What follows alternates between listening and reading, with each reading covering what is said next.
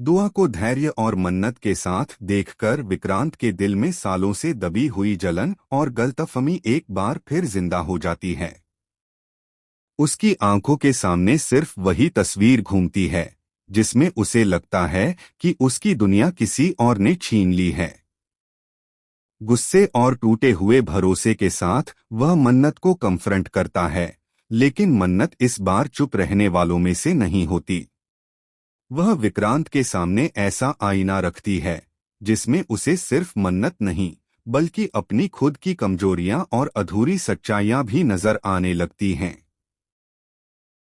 सवाल अब सिर्फ इतना नहीं रह जाता कि विक्रांत मन्नत पर भरोसा करेगा या नहीं, बल्कि यह बन जाता है कि क्या वह खुद से सच बोलने की हिम्मत कर पाएगा। कलर्स टीवी के पॉपुलर शो मन्नत हर खुशी पाने की के आने वाले एपिसोड में ड्रामा उस वक्त और गहरा हो जाता है जब विक्रांत फैसला करता है कि अब वह मन्नत से हर सवाल का जवाब लेगा, चाहे सच्चाई उसे तोड़ ही क्यों न दे।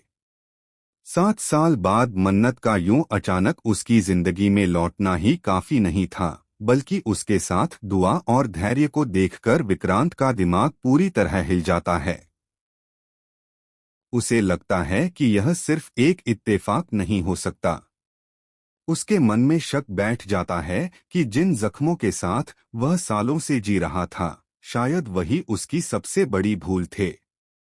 गुस्से में भरा विक्रांत मन्नत पर इल्जाम लगाता है कि उसकी अपनी पत्नी ने उसके ही बड़े भाई के साथ मिलकर उसकी जिंदगी बर्बाद कर दी और आज दोनों ऐशो आराम से अपनी दुनिया बसा चुके हैं। वह टूटे हुए शब्दों में कहता है कि तुमने मुझसे मेरा परिवार, मेरा घर, मेरे माँ बाप, मेरा भरोसा, सब कुछ छीन लिया। अब और क्या चाहिए तुम्हें? विक्रांत की आवाज में दर्द भी है और वो खालीपन भी जो सालों से उसे अंदर ही अंदर खा रहा है। लेकिन मन्नत इस बार सिर्फ सफाई देने नहीं आई होती। वह बेहद शांत लेकिन तीखे लहजे में कहती है कि तुम्हें जो चाहिए था वह तुम्हें पहले ही मिल चुका है, नाम, शोहरत और खुद को सही साबित करने का मौका। और मुझे जो चाहिए था वह मैंने अपनी मेहनत और अपने फैसलों से पा लिया है। फिर तुम अब मेरी जिंदगी में क्यों आए हो? आज मुझसे मिलने की जरूरत क्यों पड़ी जब तुम्हें सवाल करने का कोई हक ही नहीं बनता? दोनों की आंखों से आंसू बह रहे होते हैं, दोनों का दिल टूटा हुआ है, लेकिन सबसे बड़ा सच अभी भी हवा में लटका हुआ है। तभी अचानक दुआ कुछ ऐसा कह देती है जो इस पूरी कहानी को पलटकर रख देता है।